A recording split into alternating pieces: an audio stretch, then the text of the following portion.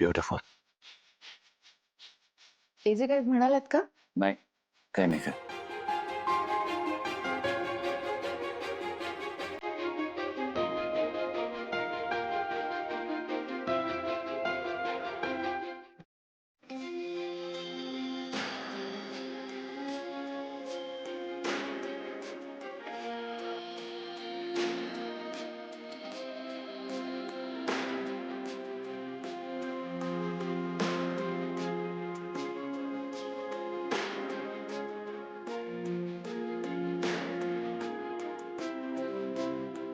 काय झालंय एजेंना आज?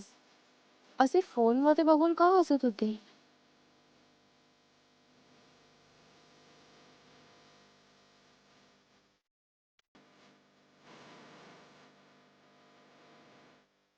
नीला, मला कधीच वाटलं नव्हतं की माझ्या लाईफमध्ये मी असं काहीतरी करीन. But for you. एजे,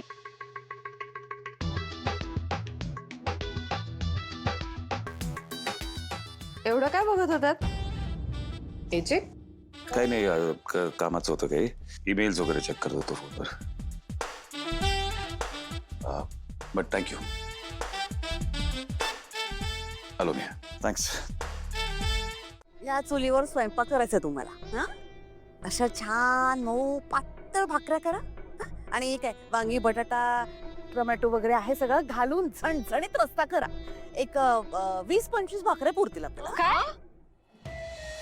चुलीवर स्वयंपाक आती होतंय आता.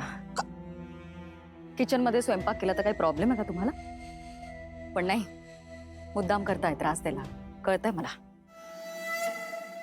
तुम्ही कशाला करणार आहे मुद्दाम? तुम्हाला माहितीये ना लग्न घर आहे. नाही म्हणजे 2-4 सिलेंडर आणून ठेवले होते पण आता ते संपले.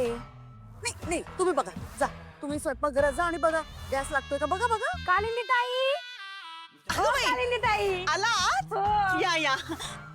अगं अचानक जेवायला बोलवलंस. कालच तर रेऊच्या लग्नात जेवण गेलो होतो आम्ही. हो ग, तुम्हाला माहितीये ना माझ्या रेऊचं लग्न झालं काल. आज माझं घर इतकं सोनं सोनं झालं ना. घरात काय हे आणि मी दोघे एकटेच. इतकं एकटं वाटत होतं.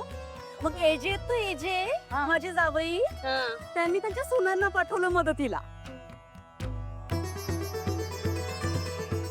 जहागीरदारांच्या सुना आहेत या. काय जागीरदारांच्या सुना आहेत? वाटत नाहीत ना? अगं पण त्याच आहेत. ती बघ ती तिकडची ना ती मोठी दुर्गा. आणि ही बघ ही इकडची मधली ही लक्ष्मी. आणि ती सरस्वती मधली सरू म्हणतात तिला. ते काय होतं एरवी तुम्ही तिला त्यांना असे भरजरी साड्यांमध्ये बघता, हे दागिने आज असे आहेत ना म्हणून तुम्हाला ओळखता येत नाहीये पण त्याच आहेत. आता उभ्या काय राहिल्या तशा बघत. वा, आज काय घमघमाट सुटलाय. कधी एकदा जेवतोय असं झालं. अच्छा, म्हणजे आज घमघमाट सुटलाय तर ऐकतोयस ना दादा? हो. अरे विराज दादा असं काही नाही. म्हणून तर त्याला असं वाटतंय की आज कधी एकदा जेवतो मी, है ना? अरे ते आजी, मला सांग, ह्या आधी हा काय बेचव जेवत होता? बघतेस ना कसा बदललाय तुझा नातू. अरे आज जेवण कोणी बनवलंय माहितीये का? कोणी बनवलंय रे? Master chef रेवतीने. आणि म्हणूनच घमघमाट सुटलाय. मग आमच्या यशला खूप भूक लागणारच है ना यश? हे बास, किती छळणार तुम्ही दोघं मिळून त्याला. जेवू दे त्याला. बघितलं ना आजी, असंच नेहमी मला छळत असतात दोघंही. आणि विराज दादा जास्त छळतो मला.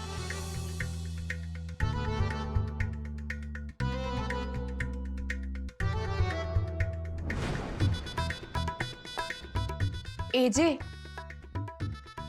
काही नाही, कामाचं होतं काही.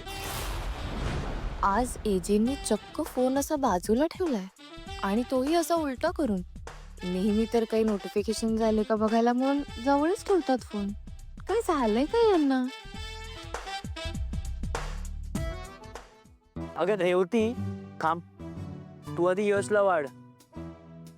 अगं आम्ही आमचं बघून घेऊ. याच्या पोटात ना कावळ्यांचा आवाज येतोय. काही म्हणजे काही. याला वाढ. दे.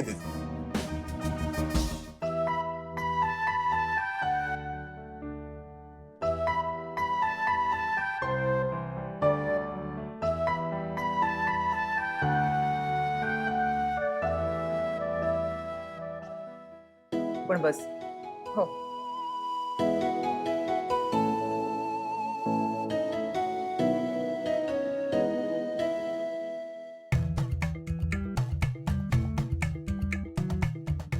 काय हवंय का?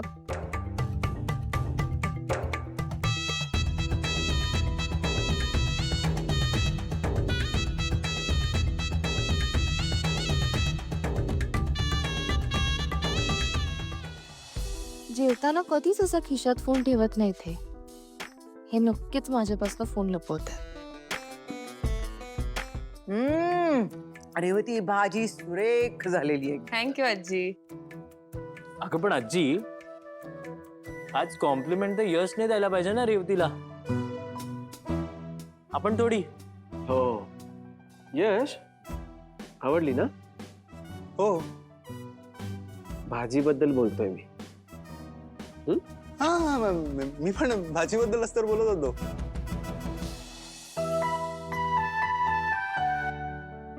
एजे त्यांचा फोन का लपवतात?